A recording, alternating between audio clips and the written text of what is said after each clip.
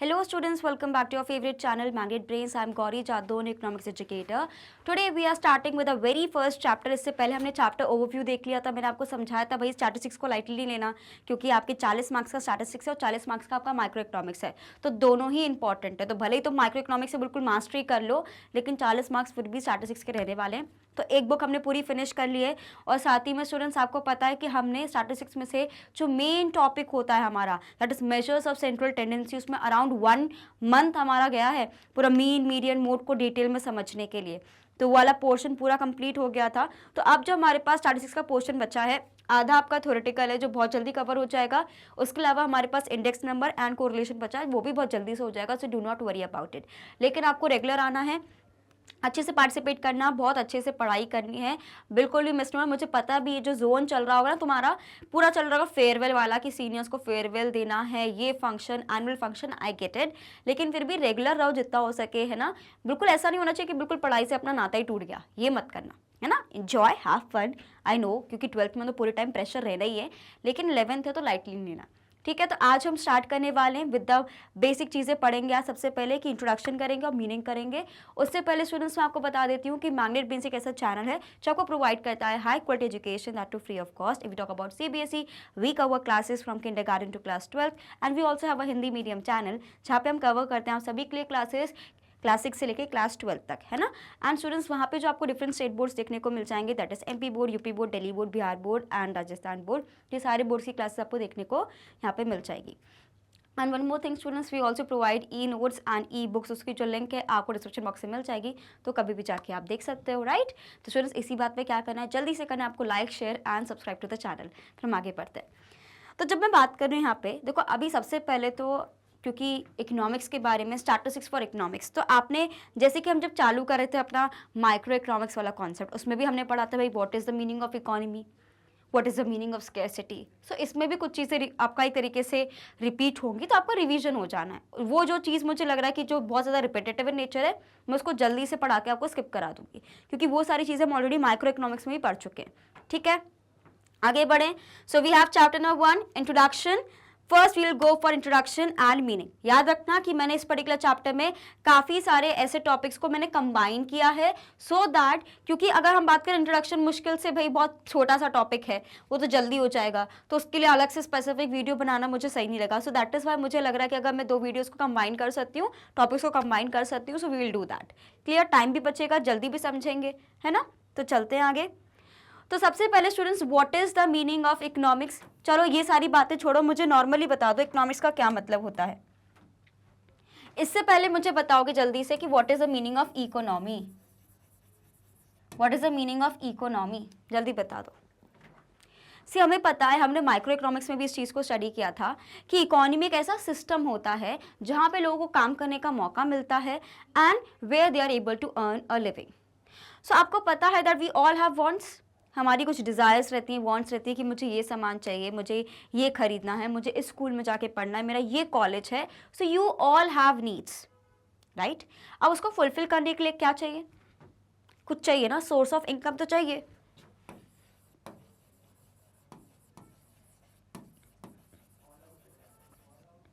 Source of income तो मुझे चाहिए। वो सोर्स ऑफ इनकम कौन प्रोवाइड करता है आपको, वो प्रोवाइड करता है आपको इकोनॉमी। सो इकोनॉमी क्या प्रोवाइड करती है स्टूडेंट्स, एक सिस्टम ऐसा है जहाँ पे वो आपको एक चांस प्रोवाइड करती है where you can work and earn a living.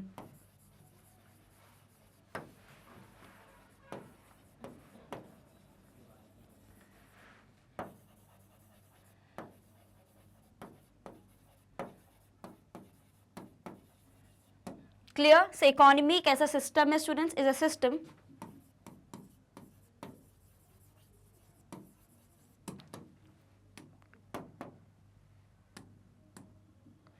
अच्छा सा कलर ले लेते हैं थोड़ा जो दिख जाए तुम लोग को, है ना। याद रखना ये यहाँ से है, ठीक है। So economy is a system where you can work and earn a living. तो इकोनॉमी ऐसा सिस्टम होता है जहाँ पे हम इकोनॉमिक एक्टिविटीज़ करते हैं। इकोनॉमिक एक्टिविटीज़ क्या होता है, जैसे कि होता है प्रोडक्शन, है ना, कंजम्पशन,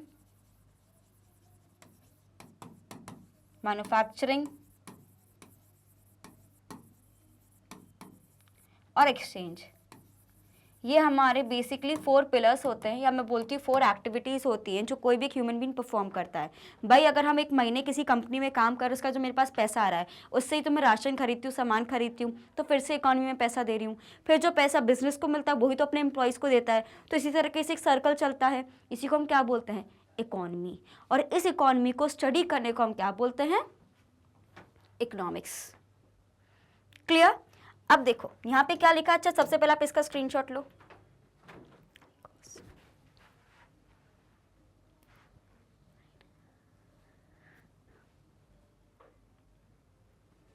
डन स्टूडेंट्स?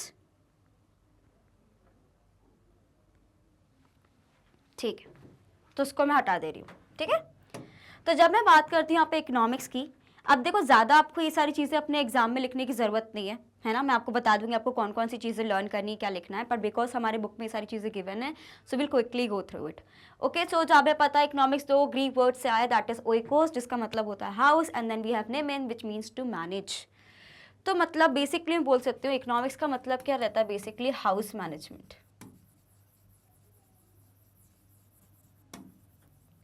तो जब मैं एक इकोनॉमी की बात करती हूँ तो India is also your home. ये आपकी कंट्री है, आपकी टेरिटरी है, तो उसको कैसे आप संभालोगे, ये भी तो इकोनॉमिक्स है ना। जैसे कि घर को मैनेज कैसे करते हो, हाउस मैनेजमेंट में क्या क्या चीज़ें आती हैं? आप अपना बजट बनाते हो,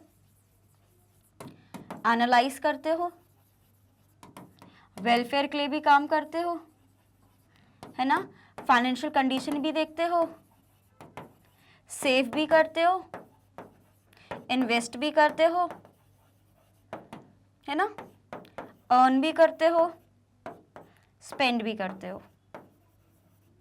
तो ये सारी चीज़ें क्या हैं?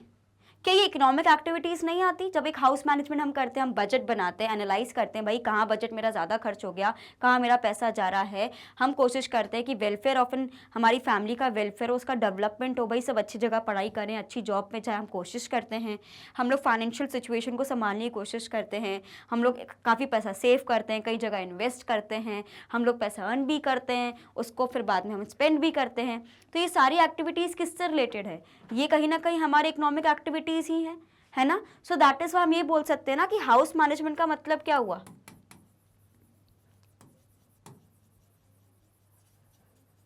Economics.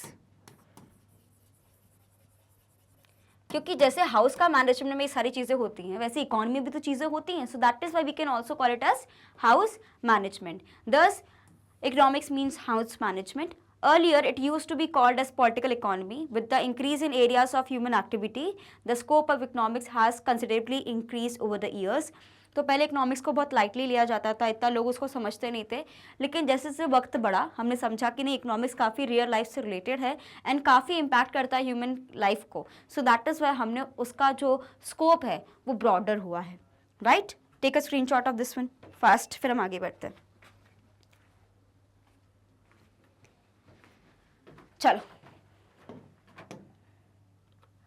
so as a subject there is no harmony definition of economics.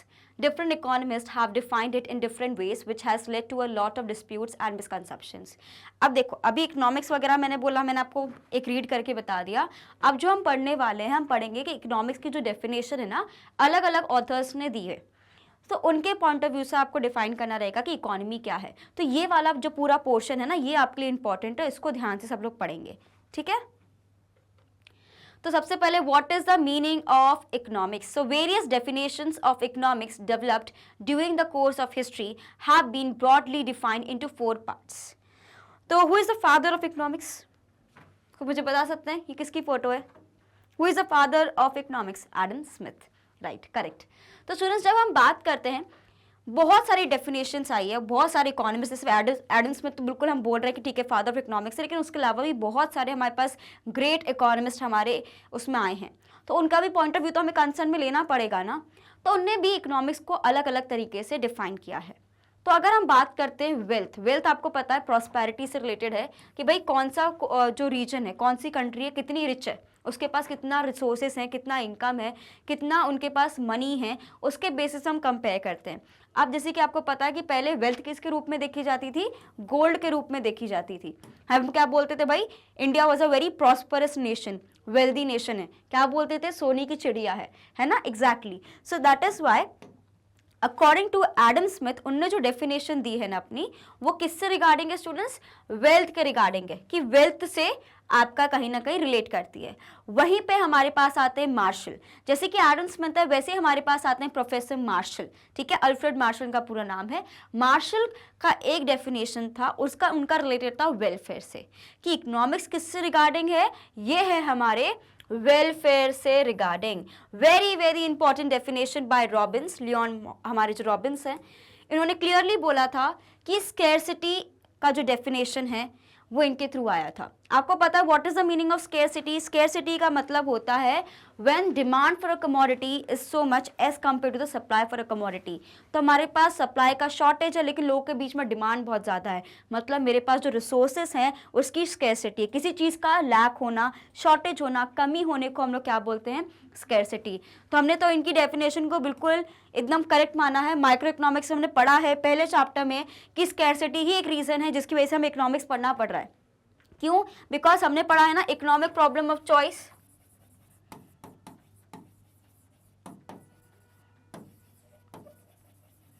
Economic problem of choice के 3 पैरामीटर्स कौन कौन से थे? पहला, resources are limited, human wants are unlimited,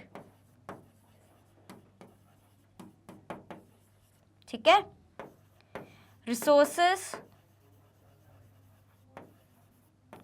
have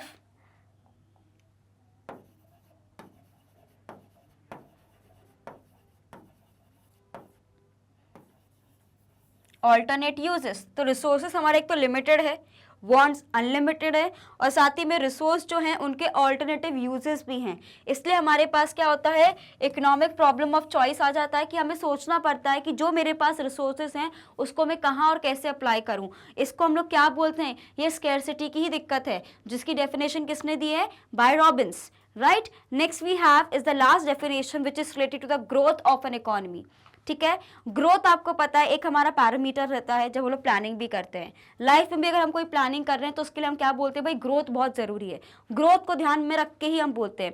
तो इनके लिए इकोनॉमिक्स की डेफिनेशन क्या है, फॉर सैमुअल्सन स्टूडेंट्स, इनकी डेफिनेशन क्या बोलती है कि किसी भी इकोनॉमी को क्या चाहिए, ग्रोथ चाहिए। तो ये हमारे पास जो 4 डेफिनेशंस आपको बाय वेरियस इकोनॉमिस्ट दिख रहे हैं, चाहे वेल्थ हो, वेलफेयर हो, स्कैरसिटी हो, ग्रोथ हो, ये एक की टर्म है जो आपको ध्यान रखना है कि ये किसने डिफाइन किया है। जैसे कि रॉबिन्स का मुझे पता है उन्होंने स्कैरसिटी को डिफाइन किया है, सैमुअल्सन ने डिवाइड किया है, हमारा बेसिकली डिफाइन किया है कि ग्रोथ क्या है, एडम स्मिथ ने डिफाइन किया है कि वेल्थ के थ्रू क्या क्या चीज़ें हो सकती हैं, राइट, एंड मार्शल ने डिफाइन किया कि वेलफेयर के थ्रू हमारा इकोनॉमिक्स होता है। तो ये जो 4 डेफिनेशन हमें 4 इकोनॉमिस्ट ने दी हैं, इनके की टर्म्स हमें याद होने चाहिए। तो सबसे पहले आप इसका स्क्रीनशॉट लो, फिर हम आगे बढ़ते हैं। Clear? All of you quickly take a screenshot of this one. अभी हमें डिटेल में भी पढ़ना है कि इन्हें कैसे डिफाइन किया है, ठीक है। अभी तो हमने बहुत सिर्फ शॉर्ट में पढ़ा है, आगे बढ़े। सो वेल्थ डेफिनेशन आप सभी को पता है, it is given by Adam Smith, who is also known as the father of modern economics.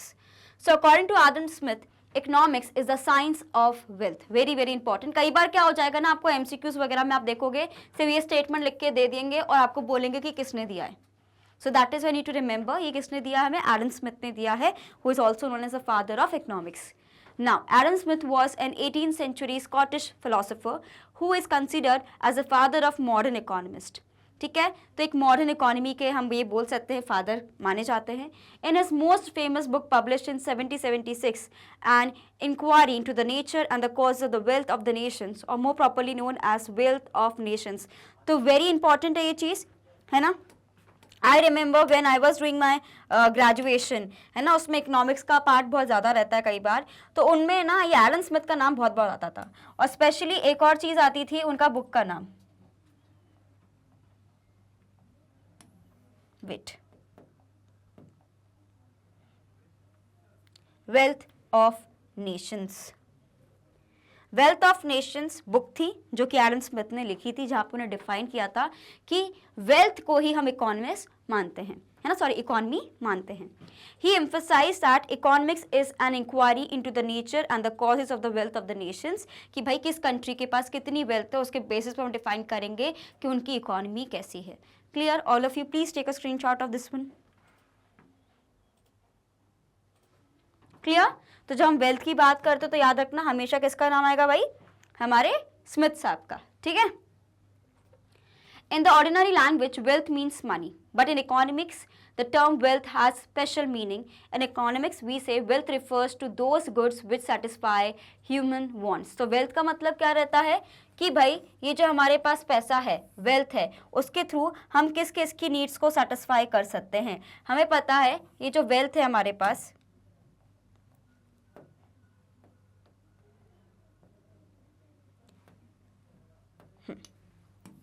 ये जो वेल्थ है इसका मतलब क्या है, वेल्थ का मतलब होता है कि जो आपके पास पैसा है, जो आपके पास रिसोर्सेस हैं, उसके थ्रू आप कितने लोगों की नीड्स को सेटिस्फाई कर सकते हो। So in economic students basically wealth का मतलब क्या होता है, it refers to those goods which satisfy human wants, right? So according to the Smith's point of view, the economics is concerned with the problems arising from wealth getting and wealth using activities of people. तो problem क्या है, problem सिर्फ एक चीज़ है कि कैसे wealth को utilise करें, कैसे वेल्थ के थ्रू मैक्सिमम लोगों की नीड्स को हम लोग पूरा कर पाएंगे। And he was interested in mainly in studying the ways by which the wealth of all nations could be increased. तो उनका एक काम था, तो अगर मैं डिफाइन करती हूँ, राइट तो अगर मैं पूरा डिफाइन करती हूँ, जैसे कि यहाँ पे पूरा लिखा हुआ है, उनने क्या बोला है, वेल्थ को मेन टारगेट माना है। और वेल्थ का मतलब क्या रेफर होता है स्टूडेंट्स, जल्दी से आप इसको यहाँ पे जो लिखा है, it refers to those goods that can satisfy human wants. According to him, he wanted to increase wealth of nations. Clear? सब इसका जल्दी से स्क्रीनशॉट लीजिए, ठीक है, ये वाले पोर्शन का। All of you quickly take a screenshot of this one. So according to Adam Smith, economics किससे regarding थी स्टूडेंट्स, वेल्थ से रिलेटेड थी कि जितनी कंट्री ज़्यादा वेल्दी होगी उसी के बेसिस पे इकोनॉमी को डिफाइन किया जाता था। एंड वेल्थ का मतलब होता था कि जो भी आपके पास रिसोर्सेस हैं, गुड्स हैं, वो किस हद तक ह्यूमन वांट्स को सेटिस्फाई कर सकते हैं। बाकी हमें पता है कि ह्यूमन वांट्स कैसी होती हैं, अनलिमिटेड होती हैं, है ना, एंड रिसोर्सेस मेरे पास लिमिटेड रहते हैं। क्लियर? समझ गए सभी? आगे बढ़े हम। सो हाउएवर वेलफेयर जब हम बात करते हैं, definition was criticised as it gave too much importance to material wealth and ignore human welfare and moral values. तो जब हम बात करते हैं ये वाली चीज की, है ना, कि लोगों ने, अगर हम बात करें, वेल्थ को इतना ज्यादा क्रिटिसाइज क्यों किया, बिकॉज पीपल बिलीव्ड कि यहाँ पे हम लोग ह्यूमन क्वालिटीज को इग्नोर कर रहे हैं।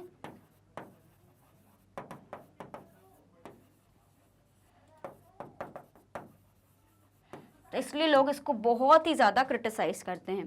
तो ये जो हमने तीन स्लाइड्स में पढ़ा है उसको मैंने एक उसमें आपको कंक्लूड कर दिया है। क्लियर? नेक्स्ट है हमारे पास नेक्स्ट डेफिनेशन आती है, it is related to welfare. तो पहले हमने क्या पढ़ा, वेल्थ से सारी चीज़ें पढ़ी कि भाई आपके पास कितना पैसा है, कितने रिसोर्सेस हैं और उसके थ्रू आप कितने लोगों की नीड्स को सेटिस्फाई कर सकते हो। वो किसने डिफाइन करी थी, father of economics, that is your Adam Smith, right. अब जब हम बात करते हैं वेलफेयर के बारे में, इसको डिफाइन किया गया था by Marshall. Again he was also very great economist. जितना एडम स्मिथ का नाम आपको सुनने को मिलेगा उतना ही आपको मार्शल का भी नाम सुनने को मिलेगा जब भी आप इकोनॉमिक्स के बारे में पढ़ोगे। सो इनने क्या बोला था, economics is a study of man in the ordinary business of life. It inquires how he gets his income and how he utilizes it. तो दो तरीके से इनने बात करी जब इनने बोला है कि पहले तो सोर्स ऑफ इनकम, सेकेंड है हमारे पास एप्लीकेशन, या आप लिख सकते हो यूटिलाइजेशन ऑफ इनकम। क्लियर? तो वेलफेयर की जब हम डेफिनेशन की बात करते हैं, दो तरीके से डिफाइन किया है। पहले बोला है कि भाई लोग इनकम कहाँ से कमा रहे हैं, मतलब सोर्स ऑफ इनकम क्या है। सेकंड जो सोर्स ऑफ इनकम है उसको अप्लाई कैसे कर रहे हैं, कैसे उसको खर्च कर रहे हैं। So he was the first economist who denied the wealth-related definitions of Adam Smith in his 2 books published in 1890, very important, namely जो हमारे पास है named as Principle of Economics and Economics of Industry, and emphasized that wealth is for men and men is not for wealth. याद रखना कि हम भाई पैसे के लिए काम कर रहे हैं वो ठीक है, लेकिन पैसा ऐसा नहीं कि सब चीज़ हमारी वेल्थ से रिलेटेड होनी चाहिए, है ना। इट इज़ पार्ट ऑफ, जैसे कि हम बोलते हैं ना कि वर्क आपकी लाइफ का पार्ट होना चाहिए, वर्क आपकी लाइफ नहीं होना चाहिए। तो सेम चीज़ यहाँ पे डिफाइन किया है कि इन्हें ये बोला है that wealth is for man, है ना। जो आपका हम जो इकोनॉमी में काम कर रहे हैं, पैसा कमा रहे हैं, वो इसलिए करें ताकि हमारी यूटिलाइजेशन में, वही सब कुछ नहीं है हमारी लाइफ में, ठीक है। वेलफेयर बहुत जरूरी कि हमारी ग्रोथ कैसे हो रही है, जो मैं पैसा कमा रही हूँ उसको मैं किस तरीके से अप्लाई कर रही हूँ। जैसे कि अगर मैंने बहुत पैसा कमाया सपोज, और मैं पूरा का पूरा पैसा सिर्फ खाने पीने में खर्च कर रही हूँ, मजे करने में खर्च कर रही हूँ कि यू ओनली लिव वंस, बढ़िया हम पार्टी वगैरह कर रहे हैं और आगे का नहीं सोच रहे, तो ये गलत है। If I am earning it, तो मुझे उसका एप्लीकेशन भी देखना पड़ेगा कि कैसे मेरी आने वाली लाइफ अच्छी होगी। हम ये नहीं बोल रहे not to enjoy the life, लेकिन हमें पता है कि अगर हम हमेशा एक रूल याद रखना, अगर आप 100% 100 रुपीज़ कमा रहे हो तो कम से कम आप कोशिश करो कि उसमें से 40 सेव करो, जितना आप कर सकते हो। 40 नहीं तो 20 करो, लेकिन सेविंग्स आपको हमेशा करनी ही करनी है ना। ऐसा नहीं कि पूरा आपने एक दिन में उसको उड़ा दिया, है ना। उड़ाना नहीं है हमें पैसा, याद रखना। थोड़ा बहुत अपनी खुशी के लिए आप बिल्कुल करिए, लेकिन उसके अलावा भी कुछ सेक्शन ऑफ मनी आपको सेव करना ही चाहिए, ठीक है। समझ गए। So as per him wealth is not the end but only as a means to attain welfare, कि अगर आपने भाई पैसा कमा लिया तो जिंदगी जी ली वाली बात नहीं है। उसका मतलब रहता है कि आपने एक सहारा है। ऑफकोर्स हम जैसे कि बोलते हैं ना that money is not everything, but money बहुत इंपॉर्टेंट है, वी गेट इट। तो आप उसके लिए काम करो, अच्छी बात है, लेकिन ऐसा ही नहीं कि पूरे टाइम से आप उसी में लगे पैसा कमाना है, पैसा कमाना है, पैसा कमाना है, ये नहीं करना है ना। सो दैट इज वाई एक बैलेंस लाइफ हमें जीनी चाहिए, जहाँ पे आप जो भी पैसा कमा रहे हो उसको इस तरीके से आपको अप्लाई करना है कि वो कहीं ना कहीं आपके वेलफेयर के लिए, आपके लिए डेवलपमेंट लेकर आए, आपके लिए थोड़ा अच्छे फ्यूचर आपके लिए लेके आए। Clear? All of you please take a screenshot of this one, फिर हम आगे बढ़ते हैं।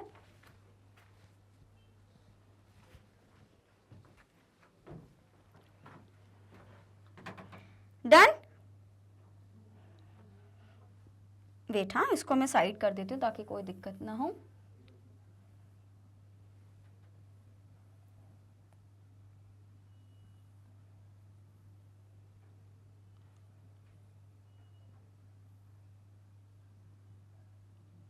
ठीक है, नेक्स्ट है हमारे पास it is on the one side the study of wealth and on the other hand more important side a part of the study of men.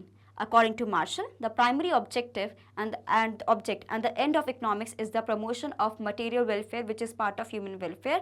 Due to this reason, he shifted the emphasis from wealth to welfare. तो कई बार आपको MCQ में आ सकता है that who shifted the emphasis from wealth to welfare, तो याद रखना कि भाई जो स्मिथ ने बोला था, है ना, स्मिथ ने क्या बोला था भाई कि भाई कहीं ना कहीं हमारी वेल्थ सब कुछ होता है, एंड वहीं पे हमारा मार्शल क्या बोल रहे हैं, मार्शल बोल रहे हैं कि नहीं भाई हमारे लिए वेलफेयर ज़्यादा ज़रूरी होता है। तो कहीं ना कहीं वेल्थ को किसने क्रिटिसाइज किया है, मार्शल की थ्योरी ने क्रिटिसाइज किया है। All of you take a screenshot of this one and then we'll move on. Done? Okay. अब याद रखना जब हमारे पास ऐसी डेफिनेशंस होती हैं, कोई थ्योरी हम पढ़ते हैं, तो मुझे पता है कि जब भी हम पढ़ते हैं तो आपके दिमाग में भी काफ़ी सारी चीज़ चलती है कि ऐसा क्यों है, वैसा क्यों है। अब याद रखना जब हम किसी की थ्योरी पढ़ते हैं या किसी की डेफिनेशन पढ़ रहे हैं स्टूडेंट्स, तो हम किसी और के परसेप्शन से चीज़ें पढ़ रहे हैं, तो हम उसको चेंज नहीं कर सकते। आपका पॉइंट ऑफ व्यू बिल्कुल अलग हो सकता है, आई रिस्पेक्टेड, मेरा पॉइंट ऑफ व्यू अलग हो सकता है एज इकोनॉमिक्स एजुकेटर, बट समझना कि हम किसके पॉइंट ऑफ व्यू से पढ़ रहे हैं, हम डेफिनेशंस पढ़ रहे हैं किसके पॉइंट ऑफ व्यू से, जो ऑथर्स ने लिखी है ना। तो इसलिए हम ये नहीं बोलेंगे कि हमारा क्या मन है, हम क्यों पढ़ें, इनका जो भी था ठीक है हो गया, अब क्या। हम इसलिए पढ़ रहे हैं, हम इसलिए समझना चाह रहे हैं कि भाई उनके परसेप्शन से इकोनॉमी क्या थी, इकोनॉमिक्स क्या था। तो किसी के परसेप्शन से था कि भाई वेल्थ ही सब कुछ है, किसी के परसेप्शन से था कि नहीं वेल्थ नहीं, वेलफेयर ज़रूरी है, किसी के परसेप्शन से था कि भाई ग्रोथ बहुत ज़रूरी है, और किसी के परसेप्शन से था कि हमारे स्कैर्सिटी को ध्यान में रखना पड़ेगा। So that is why students, ये अलग अलग जो टर्मिनोलॉजीज आप पढ़ रहे हो, डेफिनेशन जो आप पढ़ रहे हो, हम लोग एक किसी थर्ड पर्सन के पॉइंट ऑफ व्यू से पढ़ रहे हैं, तो हमारा दिमाग भी उसी तरीके से समझना है कि we are basically listening to a story, कि उन्होंने ऐसा समझा, उनको ऐसा लगा, है ना। तो इसमें आप अपना अपना पर्सनल ओपिनियन नहीं लगा सकते, राइट। ओके, आगे बढ़े। However, Marshall's definition was also criticized. अब आपको पता है भाई, लाइफ में आप कुछ भी कर लो, क्रिटिसिज्म हमेशा मिलता है। उन्होंने सोचा कि वेल्थ सब कुछ है, तो ये भाई साहब आ गया कि नहीं, ऐसा कुछ नहीं है, वेलफेयर भी है। तो जैसे कि इनने बोला कि नहीं वेलफेयर बहुत ज़रूरी है, तो इनको क्रिटिसाइज करने भी आ गए। तो जैसे कि अगर हम बात करते हैं, Marshall definition was criticized. The distinction made by Marshall between economic and non-economic activities was not accepted by Robbins. तो ऐसे सीढ़ी चलती गई। एडम्स ने बोला, एडम स्मिथ ने क्या बोला कि नहीं वेलफेयर वेल्थ सब कुछ है। मार्शल आए, उन्होंने बोला कि नहीं वेलफेयर होता है। तो ये भाई साहब आए कि नहीं तुम दोनों गलत हो, जो मैं बोल रहा हूँ वो सही है। हमारे लिए क्या जरूरी है कि हम लोग स्कैरसिटी के कॉन्सेप्ट को पढ़े। So Robbins also asserted that economics not only studies about material goods but also about the services like service of a teacher, doctor etcetera. तो बेसिकली क्या होता है ना, जब हम लोग अभी तक इकोनॉमिक्स के बारे में जब पढ़ रहे थे, हमने जब पढ़ा कि भाई मार्शल क्या कह रहे हैं, एडम स्मिथ क्या कह रहे हैं, दोनों का पॉइंट ऑफ व्यू क्या झलकता था स्टूडेंट्स, दोनों का पॉइंट ऑफ व्यू ये बताता था कि मटेरियलिस्टिक थिंग की बात होती थी। हमने इसमें सिर्फ टैंजिबल थिंग्स के बारे में बात करी थी, इनटैंजिबल आइटम्स के बारे में किसी ने कोई बात करी ही नहीं थी, right. So that is why उनने क्या बोला कि रॉबिन्स ने ये बोला कि हमें बाकी सारी चीज़ों को भी तो कंसीडर करना पड़ेगा ना। जैसे कि आपको पता है सर्विसेज भी एक सेक्टर होता है जिसको हम इंक्लूड करते हैं। हमारी 3 इंडस्ट्रीज होती हैं, प्राइमरी, सेकेंडरी, टर्शरी। ये हम सेक्टर्स ऑफ एन इकोनॉमी बोलते हैं, प्राइमरी, सेकेंडरी, टर्शरी। तो इसमें सिर्फ मैन्युफैक्चरिंग वगैरह तो नहीं है, सर्विस सेक्टर भी तो है ना। सो दैट इज वाई हमने ये सारी चीज़ों को भी इंक्लूड करके चलना है, ठीक है। सो इनने क्या बोला, अब हमारे पास आता है एक और definition, that is of scarcity. Scarcity का मतलब मैंने आपको समझाया है, स्केर्सिटी का वर्ड होता है स्केर्स। स्केर्स का मतलब वो स्केरी वाला स्केर नहीं बोल रहे, स्केर्सिटी। स्केर्सिटी का मतलब क्या होता है, किसी चीज की कमी, lack of something in relation to the demand, right. So it is basically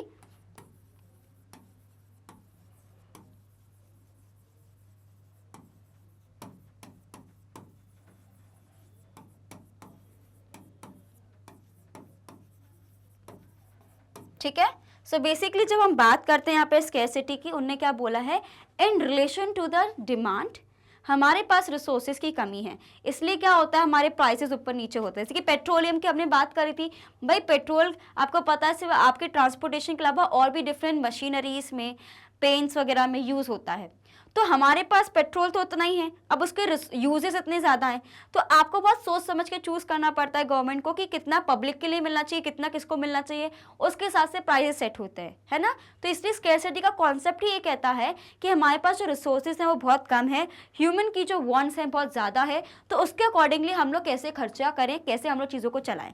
अगर आपको ये वाला एग्जाम्पल समझ नहीं आता तो एक और एग्जाम्पल है मेरे पास, जैसे कि आपकी सैलरीज, आपकी तो नहीं होगी तो आप बहुत छोटे हो, है ना। जैसे कि आपको पता है कि आपके पेरेंट्स की सैलरी आती है, अब ऐसा नहीं कि घर में सिर्फ एक खर्चा रहता है, कितने सारे खर्चे रहते हैं और नए खर्चे भी आते हैं। भाई कभी बैग टूट गया, है ना, कभी स्कूटी खराब हो गई तो स्कूटी ठीक करानी है, कभी नई EMI देनी है, तो आपको बहुत सोच समझ के चलना पड़ता है। सोच समझ के चलना कैसे पड़ता है, आपको ये सोचना पड़ेगा कि भाई ये जो मेरे पास पैसा है इससे मैं बिल भरूँ, इससे मैं कोचिंग की फ़ीस भरूँ, अपने बच्चे की स्कूल की फ़ीस भरूँ, नया बैग लेके आऊँ, है ना, एग्जामिनेशन फीस भरूं। तो आपके पास वो मनी तो लिमिटेड ही है ना, वो एक रिसोर्स है, वो एक लिमिटेड है, लेकिन आपके खर्चे कितने ज़्यादा हैं।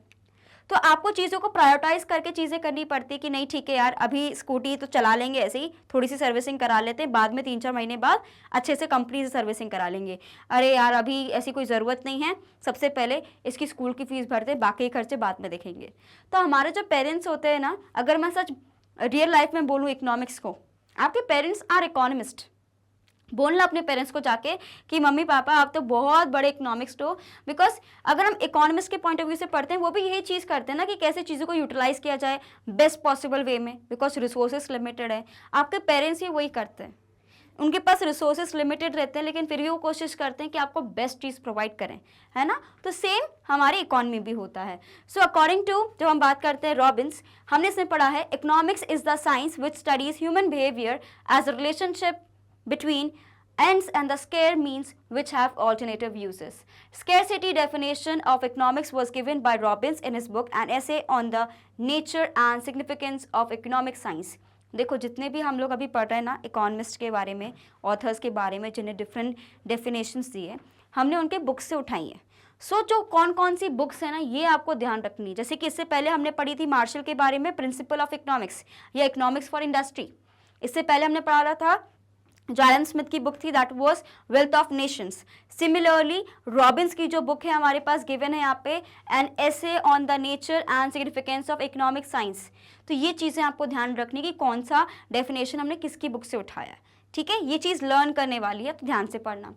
तो जब हम बात करते हैं scarcity definition is based on the following fundamental characteristics of human existence which give rise to economic problem.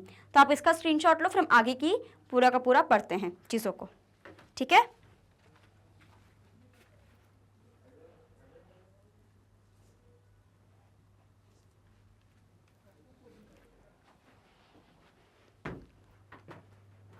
ठीक है, जो फोटोग्राफ लगाई गई है हमने ऑथर के अकॉर्डिंगली लगाई है, तो ये मत बोलना भाई किसकी फोटो लगा दी। कॉमन सेंस वाली बात है, जिसके बारे में पढ़ रहा हूँ उसी की फोटो लगाएंगे, अपनी तो लगाएंगे नहीं। चलो, पहला अभी मैंने आपको बताया था इकोनॉमिक प्रॉब्लम ऑफ चॉइस, उसी को हम लोग डिफाइन कर रहे हैं। यहाँ पे भी मैं बहुत अच्छे से लिख देती हूँ ताकि तुम लोगों को कोई कंफ्यूजन ना हो।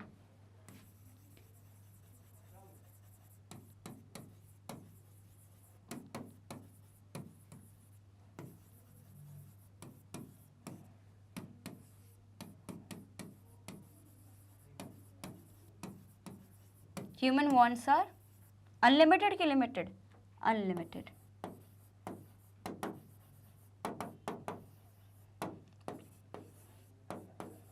The resources are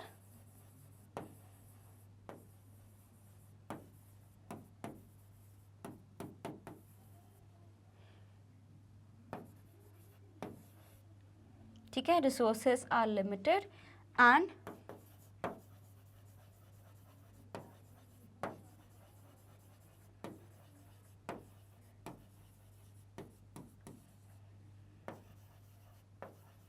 alternative uses। तो इससे क्या आ जाता है, इकोनॉमिक प्रॉब्लम ऑफ चॉइस, ठीक है। तो इकोनॉमिक प्रॉब्लम ऑफ चॉइस मैंने अभी आपको समझाया भी था कि सबसे पहले अनलिमिटेड वांट्स होती हैं, है ना। हमें पता है भाई इंसान की ज़रूरतें कभी ख़त्म नहीं होती, कभी ये चाहिए कभी वो चाहिए, तो कुछ ना कुछ डिमांड करते ही रहते हैं हम लोग, है ना। लेकिन आपको पता है रिसोर्सेज तो हमारे लिमिटेड है, so that is why man has unlimited wants और ends, they can never be fully satisfied, no sooner a want is satisfied a new want emerges. कि हम बोलते हैं ना कि एक इच्छा पूरी हुई नहीं दूसरी पहले रेडी रहती है, कि अभी तो मैं खरीद लेता हूँ, अभी थोड़े पैसे और आएंगे ना तो ये भी खरीद लूँगा।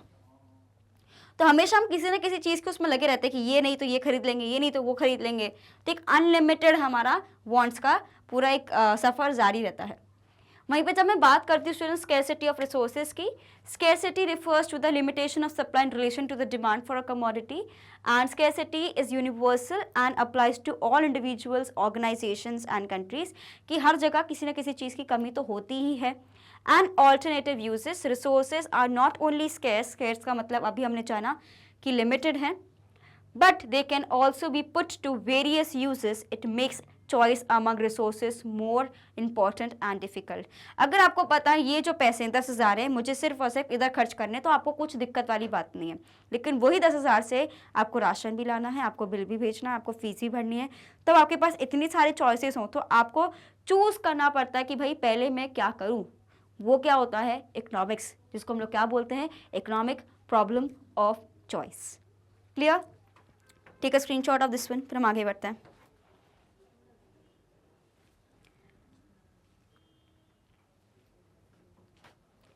Done?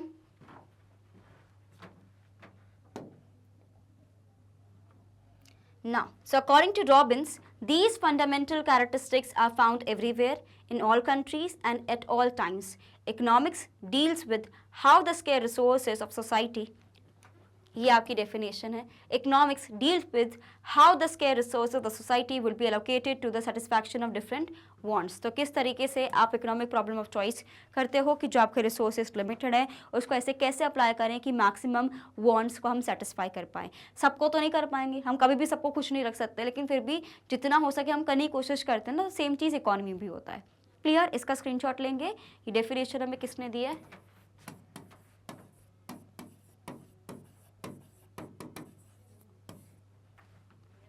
ठीक है, फर्स्ट नेम इतना ज़रूरी नहीं याद रखना, हमेशा हम लोग सरनेम के थ्रू ही चीज़ों को याद रखते हैं, तो दैट इज़ वाई आप सिर्फ इतना याद रखो। ठीक है,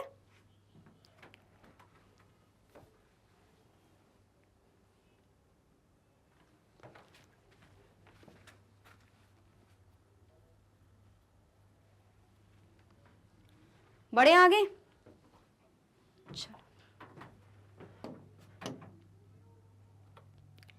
ना, scarcity is the root of all economic problems. अभी मैंने आपको इकोनॉमिक प्रॉब्लम ऑफ चॉइस समझा दिया, लेकिन फिर भी एक बार क्विकली गो थ्रू कर लेते हैं। Scarcity refers to a situation when resources are not enough to satisfy all the wants of its people. Scarcity का मतलब ये रहता है कि जो आपके resources हैं वो इनफ नहीं है कि आपके सारी population के जो wants हैं उसको satisfy कर पाएं। Scarcity is pervasive, very very important word, आप business studies में पढ़ते हो। Pervasive का मतलब क्या होता है students? Everywhere, universal, जो हर जगह हो। तो scarcity हर जगह है, कितनी भी डेवलप कंट्री ले लो फिर भी कहीं ना कहीं आपको दिखेगा कि कुछ ना कुछ चीज़ें की तो कमी रहती ही रहती है ना। ऐसा कोई भी कंट्री नहीं है जो एकदम सबके पास सब मिल जाए, है ना। स्कैरसिटी रहेगी रहेगी। It is pervasive and is a fact of economic life for each and every individual in the whole world. Scarcity of resources is the basic reason for the existence of economic problems in all economies.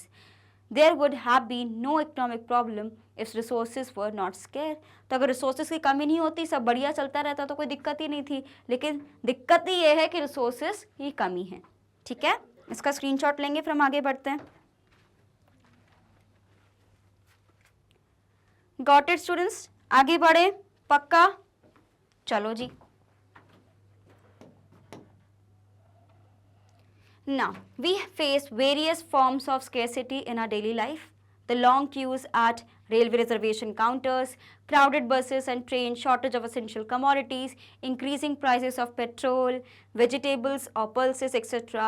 are all manifestations of scarcity. We face scarcity because the things that satisfy our wants are limited in availability या in nature. तो आपको कुछ examples given है scarcity के, जो मैं आपको already बहुत सारे दे चुकी हूँ। However, scarcity defined by Robbins was also criticized. मैंने क्या बोला, कुछ भी करोगे ना क्रिटिसिज्म तो मिलना ही है, कितना भी भला कर लो। तो फिर ये लोग कैसे पीछे छूट जाएंगे, इनको भी क्रिटिसाइज किया गया। तो इसके बाद आया हमारे पास प्रोफेसर सैमुअलसन, इनने क्या बोला, भाई ये सब गलत है। इकोनॉमिक्स क्या होता है भाई, ग्रोथ होती है ना, स्कैरसिटी है ना, वेलफेयर है ना, वेल्थ है, हम जो बोल रहे हैं वो सही है। Said that this definition suffers with the problem of economic growth as it has only discuss about the problems of present generation. इनने बोला ना सोल्यूशन तो दिया ही नहीं, सिर्फ प्रॉब्लम बता के चले गए रॉबिन्स। तो हमने बोला हम लेके आएंगे सोल्यूशन। उन्होंने क्या बोला, भाई इकोनॉमिक ग्रोथ के बारे में फोकस करो, जब ग्रोथ पे फोकस करोगे तो प्रॉब्लम्स अपने आप आगे निकल जाएंगी, मतलब हम आगे निकल जाएंगे, प्रॉब्लम्स पीछे छूट जाएंगी। Right?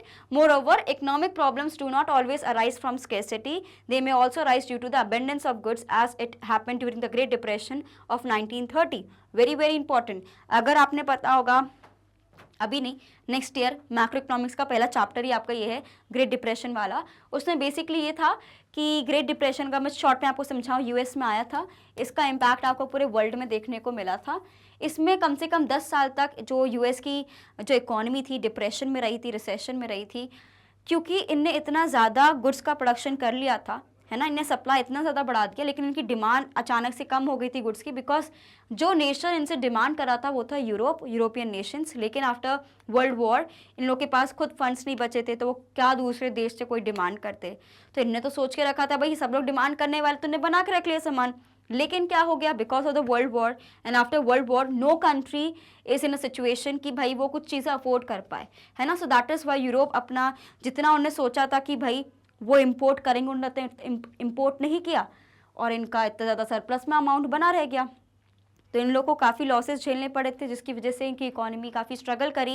एंड उस सिचुएशन से हमारा नया कॉन्सेप्ट आया मार्केट में, दैट इज़ मैक्रो इकोनॉमिक्स, जो हम लोग 12th में पढ़ेंगे, है ना। तो उनने ये बताया कि ज़रूरी नहीं कि हर प्रॉब्लम का जड़ आपकी स्कैरसिटी हो, कई बार होता है कि ज़्यादा चीज़ें भी हों वो भी आपको दिक्कत दे सकती है। तो हम हर बार सिर्फ स्कैरसिटी को ब्लेम नहीं कर सकते। सो ये किसने बोला है, सैमुअलसन ने, ठीक है। Growth oriented definition. So according to Professor Samuelson, economics is the study of how men and society choose with or without the use of money to employ scarce productive resources which could have alternative uses to produce various commodities over time and distribute them for the consumption now and in the future among various people and the groups of society. तो basically आप ये मान के चलो, इससे पहले हमने Robins की जो डेफिनेशन पढ़ी थी स्केर्सिटी के बारे में, स्केर्सिटी को ही और ज़्यादा डिफाइन करते हुए उनने उसमें एक और वर्ड जोड़ दिया, दैट इज ग्रोथ। कि हाँ, अभी जो प्रॉब्लम है उसको सॉर्ट आउट करते करते आप ये मत भूलो कि हमारा जो परसेप्शन होना चाहिए चीज़ों को लेके, जो पर्सपेक्टिव होना चाहिए वो लॉन्ग टर्म होना चाहिए कि कैसे ग्रोथ हो, right. So that is why इनने बोला है कि ठीक है, रिसोर्सेज आर स्केर्स, हमें पता है कि स्केर्सिटी है, लेकिन साथ में आप उसमें ग्रोथ को ज़रूर ऐड करो, नहीं तो आप कभी भी एज अ डेवलप नेशन काम नहीं कर पाओगे। तो जो आपके रिसोर्सेज हैं आप उसको ऐसे एम्प्लॉय करो कि आपके जो नीड्स हैं वो भी पूरी हो, साथ में फ्यूचर के लिए भी आप कुछ ना कुछ प्लान करते चलो, ठीक है। इनकी डेफिनेशन से हमें पता चलता है, tells us that economics is a social science and it is mainly concern with the way how society employ its limited resources for alternative uses, so it is modified version of scarcity definition. अभी मैंने आपको बताया कि बस scarcity में उन्हें कहीं ना कहीं ग्रोथ के पर्सपेक्टिव को ऐड कर दिया है, ठीक है। Clear? Take a screenshot of this one, जल्दी से इसका स्क्रीनशॉट लीजिए, फिर हम आगे बढ़ते हैं।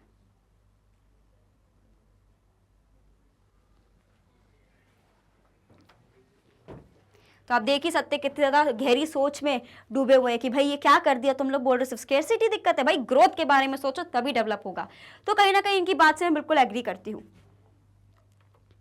ठीक है। According to his definition we can say that he consider to be the most appropriate and satisfactory.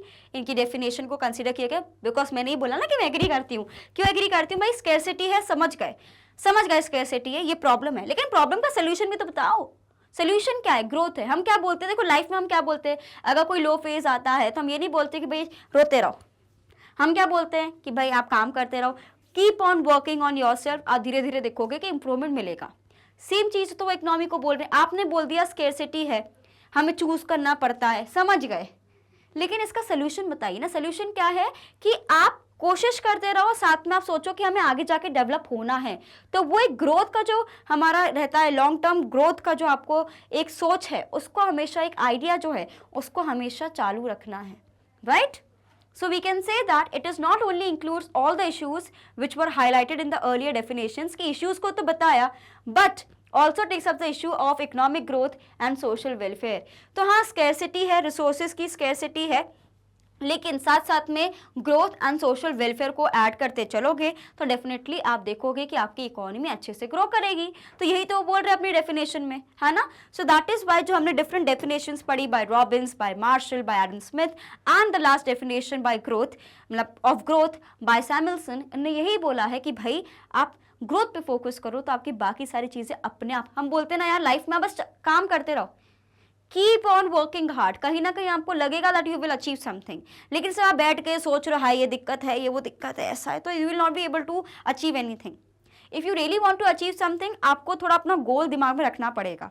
आप 11th में हो, है ना, अभी आप 11th में खूब मजे कर रहे हो, farewell party and all that, enjoy, no problem, लेकिन ये मत भूलना कि 12th है अभी, इसके बाद, है ना, 12th में पढ़ना पड़ेगा। तो इससे अच्छा है कि अभी से बेस स्ट्रॉन्ग करके चलो कि 12th में आप ऐसा ना सोचो कि यार मैं तो 11th में तो कुछ पढ़ाई नहीं, अब देखना 12th में ऐसे ही पढ़ लेंगे, ये वाला नहीं होना चाहिए, है ना। तो अब अभी से अगर अपना ऐसा रखते हो परसेप्शन कि नहीं यार 12th में जाके मुझे पढ़ाई करनी पड़ेगी, और साथ साथ में सिर्फ 12th नहीं है, क्योंकि अगर आप बेटर कॉलेज में जाना चाहते हो आपको कॉलेज के एंट्रेंस एग्जाम भी निकालना पड़ेगा।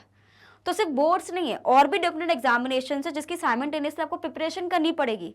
तो अगर आपको ग्रोथ माइंडसेट है तो आप अभी से सोच के रखोगे कि नहीं यार मुझे सीवीटी की भी प्रिपरेशन करनी है, मुझे बोर्ड की प्रिपरेशन करनी है, मुझे ये कॉलेज जाना है, थोड़ी अपनी इंफॉर्मेशन पे काम करो, है ना। एंजॉय योर 11th, लेकिन be prepared for 12th as well. So that is why ये कैसा परसेप्शन है हमारा ग्रोथ का, ठीक है। So what we can conclude, भाई क्या बताएं, क्या कंक्लूड करें, हम ये बोल सकते हैं we can conclude with the following definitions of the economy या economics which is mainly used by the many of the economist. Very, very important. Economics is the study of how people and society choose to employ scarce resources that could have alternative uses in order to produce various commodities that satisfy their wants and to distribute them for the consumption among various person and groups in society. मतलब जो भी resources हैं आप उसको इस तरीके से employ करो कि अभी भी आपकी जो दिक्कत है उसको भी sort out करें और आने वाले life के लिए आपकी growth भी करें. ठीक है, इसका स्क्रीनशॉट ले लीजिए आप जल्दी से, ये इंपॉर्टेंट है. इसमें डेफिनेशन आपको गिवन है, इतनी लंबी डेफिनेशन से याद करने की जरूरत नहीं है. Nobody is asking you to learn the definition of various economist, लेकिन आपको पता होना चाहिए कि कौन से इकोनॉमिस्ट का कीवर्ड क्या था, है ना, जो फर्स्ट स्लाइड में मैंने आपको दिखाया था. इसमें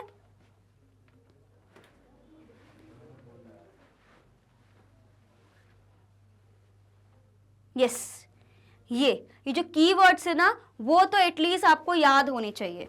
ठीक है, बाकी पूरी डेफिनेशन याद करने की जरूरत नहीं है, एक बेसिक सिंपल सी डेफिनेशन याद कर लोगे, that is more than enough. Clear?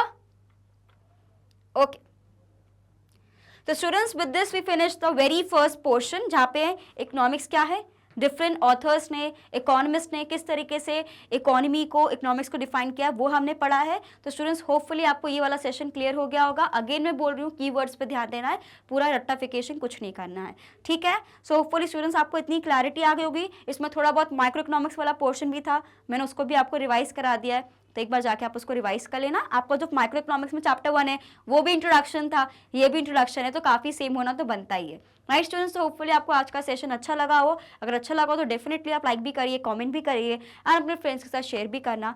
As you all know students की मैग्नेट ब्रेन्स एक ऐसा चैनल है जो प्रोवाइड करता है higher quality education, that too free of cost. If we talk about CBSE students, we cover classes from kindergarten to class 12th and we also have a Hindi medium channel जहाँ पे हम cover करते हैं various courses from class 6 to class 12th.